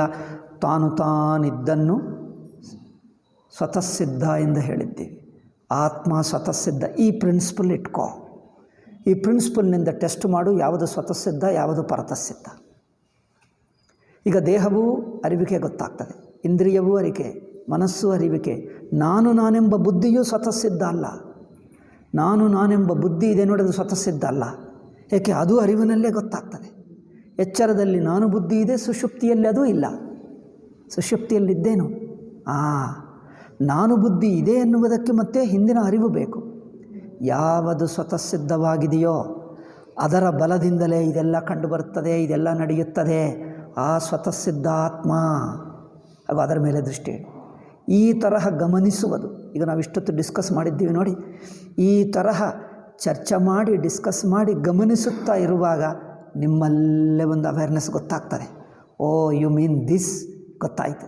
ಈಗ ಗೊತ್ತಾಯಿತು ಅರಿವೆಂದರೆ ಏನು, ಸ್ವಪ್ರಕಾಶ ಅಂದರೆ ಏನು, ಸ್ವತಃಸಿದ್ಧ ಅಂದರೆ ಏನು ಗೊತ್ತಾಯಿತು. ಈಗ ಇದರ ಕಾಂಟ್ರಾಸ್ಟಿನಿಂದ ಈಗ ಅನಾತ್ಮ ಅಂದರೆ ಏನು ಗೊತ್ತಾಗ್ತಾಯಿತ್ತು. ಇಷ್ಟೇ, ಇದು ಪ್ರಿನ್ಸಿಪಲ್. ಈ ಪ್ರಿನ್ಸಿಪಲ್ ಹಿಡ್ಕೊಂಡೀಗ ವಿಚಾರ ಮಾಡಬೇಕು, ತತ್ವಾನ್ವೇಷಣೆ ಮಾಡಬೇಕು, ವಿಚಾರ ಮಾಡಬೇಕು. ಇಲ್ಲಿ ಕೇಳಿದ್ದು ಸ್ವಲ್ಪ ಬೇಸಿಕ್ ಪ್ರಿನ್ಸಿಪಲ್ ಹೇಳ್ತೀವಿ, ಸ್ವಲ್ಪ ಅವೇಕನಿಂಗ್ ಅಂತ ಮಾಡ್ತೀವಿ. ದೆನ್ ನಿಮಗೆ ಹೋಗಿ ನೀವು ಮನನ ಧ್ಯಾನ ಮನೆಯಲ್ಲಿ ಮಾಡುತ್ತಿದ್ದೆಲ್ಲ ಇದೇ ಕೆಲಸ. ಯಾವುದು ಸ್ವಯಂ ಸಿದ್ಧ ಪ್ರಕಾಶ, ಸ್ವಪ್ರಕಾಶ ಅರಿವು, ಆ ಅರಿವಿನಲ್ಲಿ ತೋರುತ್ತಿದ್ದು ಮಿಕ್ಕದು ಯಾವುದು ನಾನಲ್ಲ. ನಾನು ಎಂದು ಅನಿಸುತ್ತಾ ಇದೆ, ಅನಿಸಿಕೆಯೂ ತಪ್ಪೇ, ಅನಿಸಿಕೆಯೂ ಅನಾತ್ಮವೇ. ಅನಿಸಿಕೆ ವೃತ್ತಿ ಮನಸ್ಸು ಅರಿವಿಕೆ ಗೊತ್ತಾಗ್ತಾ ಇದೆ. ಏನಪ್ಪ ಅನಿಸಿಕೆ? ಏನೋ ಆತ್ಮನ, ಏನು ಸ್ವಪ್ರಕಾಶನ, ಏನು ಅನಿಸಿಕೆ? ನಾನು ಎಂದು ಅನಿಸುತ್ತಾ ಇದೆ ನನಗೆ. ಈ ನಾನು ಎಂಬ ಅನಿಸಿಕೆ ಇದು ಆತ್ಮ ಹೇಗೆ ಸ್ವಪ್ರಕಾಶವಾಗಿದೆಯೋ ಈ ಅನಿಸಿಕೆ ಅಷ್ಟು ಸ್ವಪ್ರಕಾಶವ.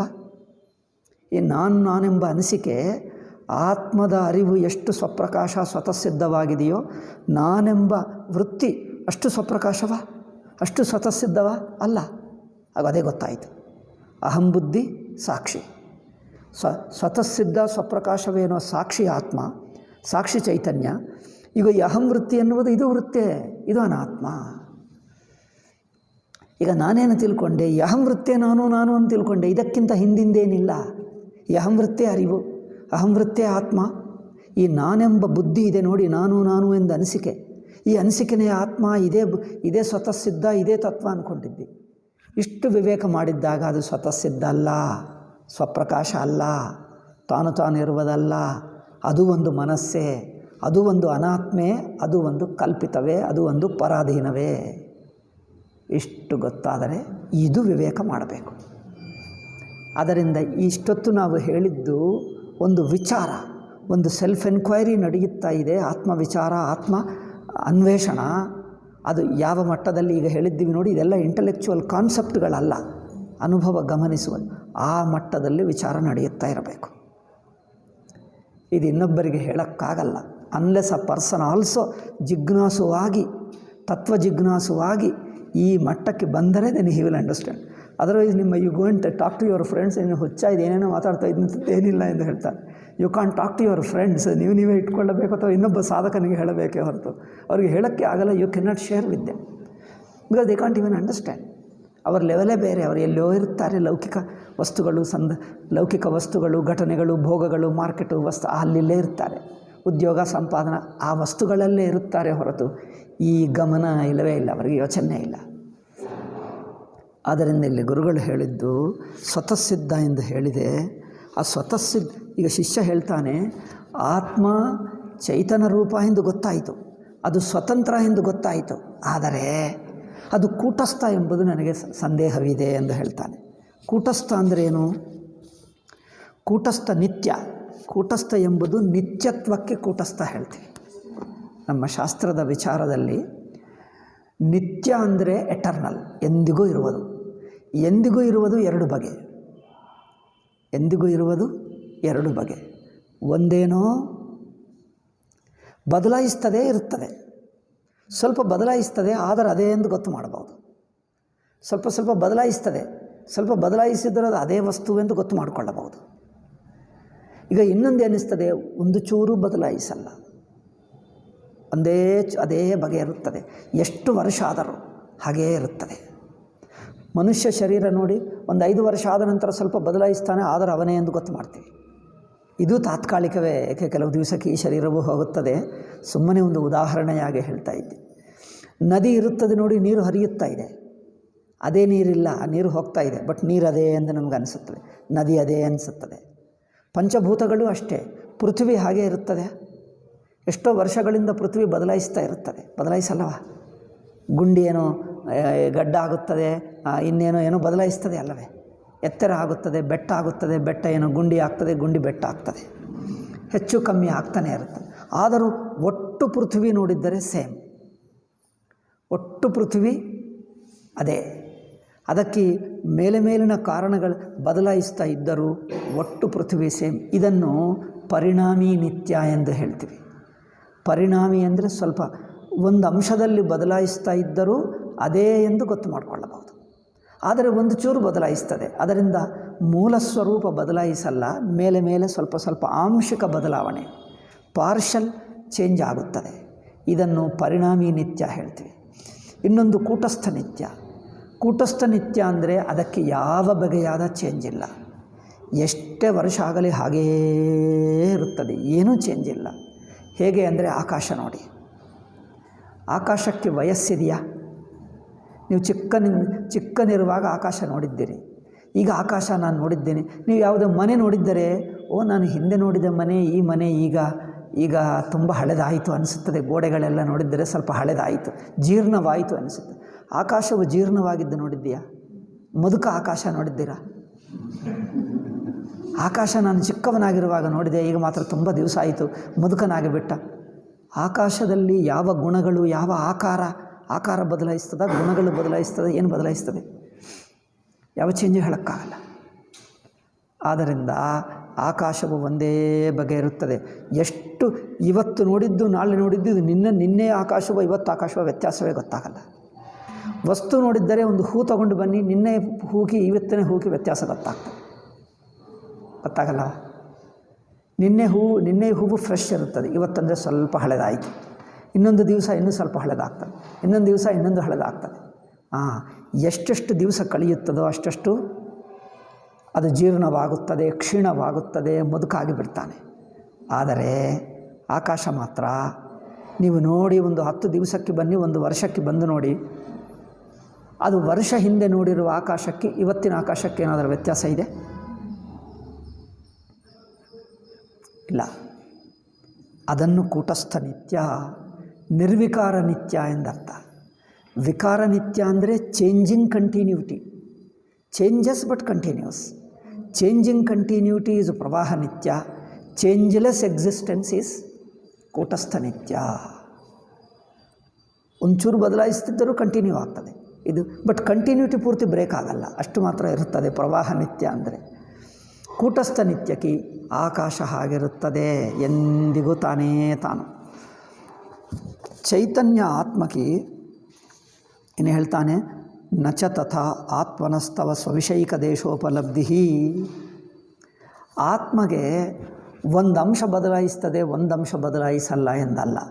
ಆತ್ಮಸ್ವರೂಪ ಅರಿವು ಎಂದಿಗೂ ಒಂದೇ ಬಗೆ ಇರುತ್ತದೆ. ಇವನು ಹೇಳ್ತಾನೆ, ಅರಿವು ಸ್ವಲ್ಪ ಬದಲಾಯಿಸ್ತದಲ್ಲ.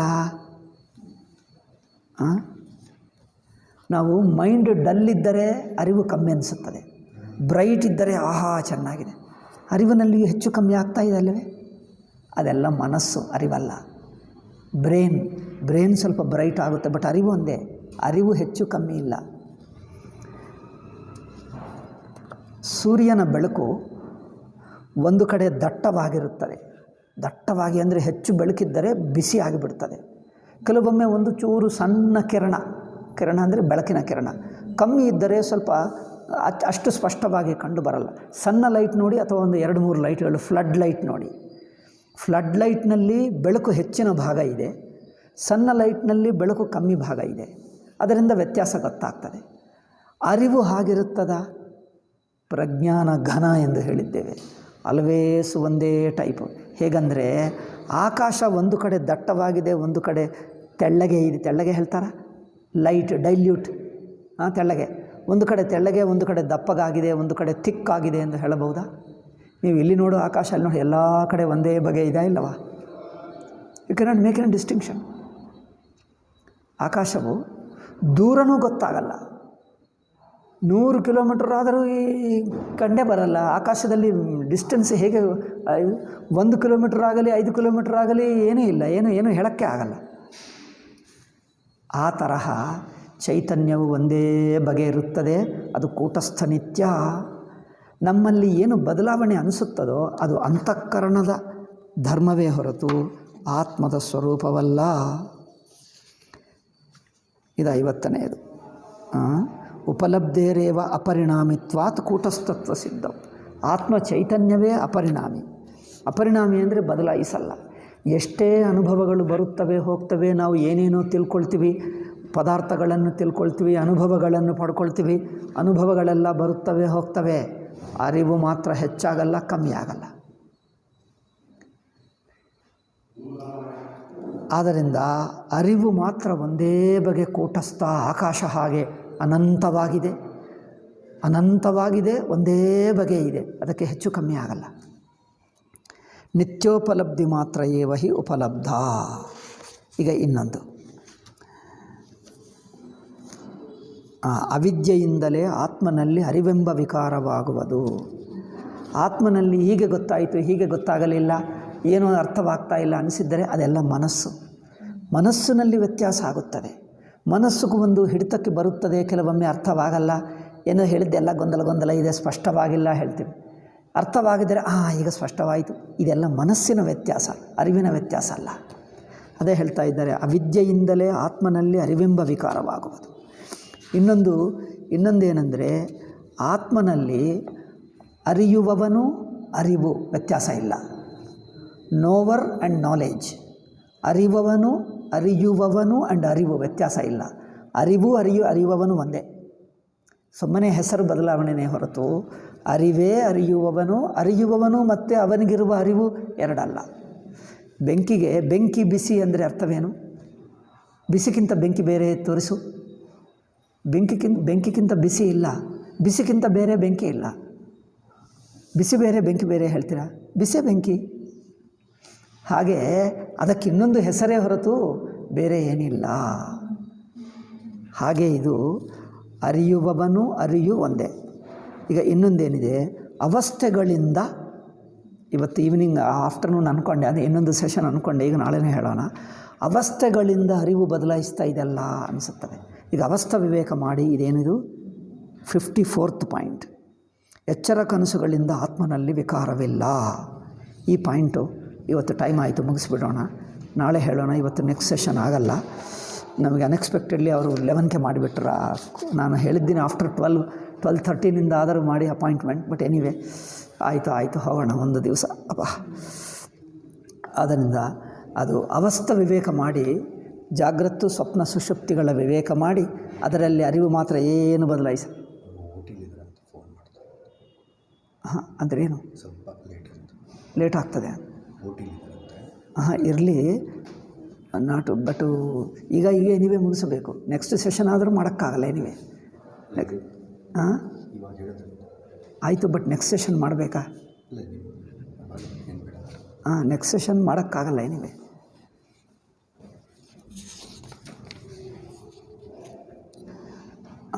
ಸ್ವಲ್ಪ ಟೈಮ್ ಇದ್ದಂತೆ ಒಂದು 2 ನಿಮಿಷ ಏನದು ಸಿಲೆಬಸ್ ಹೇಳಿಬಿಡ್ತೀನಿ, ಏನೇನು ವಿಷಯಗಳು ಹೇಳಬೇಕು.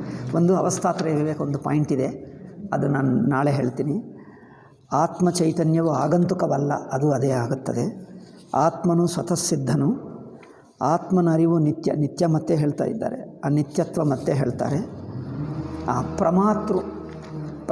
ಪ್ರಮಾತುವಿಗೆ ಆತ್ಮ ಚೈತನ್ಯಕ್ಕೇನು ವ್ಯತ್ಯಾಸ? ಐ ಥಿಂಕ್ ಅದು ಲಾಸ್ಟ್ ಪಾಯಿಂಟ್. ಅದು ಹೇಳಿಬಿಟ್ಟರೆ ಅಷ್ಟೇ. ಪ್ರಮಾತೃತ್ವ ಹೇಳಿಬಿಟ್ರೆ ಸೆಕೆಂಡ್ ಚಾಪ್ಟರ್ ಮುಗಿಯುತ್ತದೆ. ಅದೊಂದೇ ಒಂದು ಅವಸ್ಥಾತ್ರಯ ವಿವೇಕ. ಪ್ರಮಾತೃತ್ವವು ಆತ್ಮ ಅಲ್ಲ, ಪ್ರಮಾತೃತ್ವಕ್ಕೆ ಅದಕ್ಕೆ ವ್ಯತ್ಯಾಸ ಏನು? ಈ 2 ಹೇಳಬೇಕು. ಲಾಸ್ಟ್ ಇನ್ನೊಂದಿದೆ, ದೇಹಾದಿಗಳು ಪ್ರಮಾಣ ಸಿದ್ಧವೇ. ಇದೊಂದು ದೇಹವು ಇದೆ ಎನ್ನುವುದು ನಮಗೆ ಹೇಗೆ ಗೊತ್ತಾಗ್ತದೆ? ದೇಹವಿದೆಯಾ? ಅದು ವಿಚಾರ ಮಾಡೋಣ. ದೇಹ ಎಂಬುದು ಇದೆ ಎನ್ನುವುದು ನೋಬಡಿ ಕ್ಯಾನ್ ಪ್ರೂವ್. ಅದು ತೋರಿಸ್ತೀನಿ. Because you can not prove that there is a body. But ನನಗಿದೆ ಅನಿಸುತ್ತದೆ, ಅದೇ ಭ್ರಾಂತಿ ಹೇಳಿದ್ದೀವಿ. You can not prove anything, but ಅನಿಸಿಕೆ ಮಾತ್ರ ಇರ್ತದೆ. ಅಲ್ಲಿಯೇ ನೀವೆಲ್ಲೋ ಹೋಗ್ತಾ ಅಲ್ಲೇನೋ ಹಾವಿದೆ ಅಂದು, ಹಾವೆಲ್ಲೇ ಹುಡುಕಿದ್ರು ಇಲ್ಲ, ಬಟ್ ನನಗೆ ಅನಿಸುತ್ತೆ ಅಲ್ಲವೇ, ಅನಿಸುತ್ತದೆ ಅಲ್ಲವೇ? ನೀವು ಸುಮ್ಮನೆ ಕೂತಿರುವಾಗ ಯಾರೋ ಕರೆದಂತ ಹೇಳ್ತದೆ. ನಾನು ಎಲ್ಲೋ ಕೂತಿದ್ದಾಗ ಹೇಳ್ತಾರೆ, ಆ ಬ್ರಹ್ಮಚಾರಿ ಅವ್ರು ಬರ್ತಾನೆ, ಏನು ಸ್ವಾಮೀಜಿ ಅಂತ ಹೇಳ್ತಾರೆ. ಏನು ಹೇಳಿದೆ? ನೀವು ಕರೆದಿರಲ್ಲ ಏನು? ನಾನೇನು ಕರೆಯಲಿಲ್ಲ ಏನು? ನಿಮಗೆ ಕರೆದಂತೆ ಅನಿಸಿತು ಏನು? మరి ಅನಿಸಿಕೆಗೆ ಏನು ಪ್ರಮಾಣ? ನಾನು ಕರೆಯಲೇ ಇಲ್ಲ, ಅವ್ರಿಗೆ ಮಾತ್ರ ಅನಿಸಿತು. ಸುಮ್ಮನೆ ಭ್ರಾಂತಿ, ಅದಕ್ಕೇನಿಲ್ಲ. ಹಾಗೆ ಬಾಡಿ ದೇಹ ಇದೆ, ಅದೊಂದು ಪಾಯಿಂಟು. ಸೊ 3 ಪಾಯಿಂಟ್ಗಳಿವೆ. 3 ಪಾಯಿಂಟ್ಗೆ ಸಾಕು, 2 ದಿವಸ ಇದೆ. ಈಗ ಲಾಸ್ಟ್ ಸಾಟರ್ಡೇ ನಾವು ಆ 3rd ಚಾಪ್ಟರ್ ಇದೆ ನೋಡಿ, ನಿಧಿಧ್ಯಾಸನ ಚಾಪ್ಟರ್, ಅದು ಹೇಳಿಬಿಡ್ತೀವಿ. So by Saturday will finish the ಗದ್ಯ ಭಾಗ. ಓಂ ಶಾಂತಿ ಶಾಂತಿ ಶಾಂತಿ. ಹರಿ ಓಂ ಶ್ರೀ ಗುರುಭ್ಯೋ ನಮಃ. ಹರಿ ಓಂ ತತ್ಸತ್.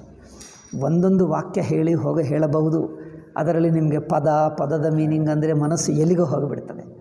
ಸೊ ಅದರ ಎಸ್ಸೆನ್ಸ್ ತಗೊಂಡು ವಿಚಾರ ದೃಷ್ಟ್ಯ ವಿಷಯವನ್ನು ಹೇಳಿದ್ದೇವೆ. ಆ ಪುಸ್ತಕನೂ ಓದಬಹುದು, ಅದು ಒಂದು ಪದ್ಧತಿ, ಅದು ಓದಬಹುದು.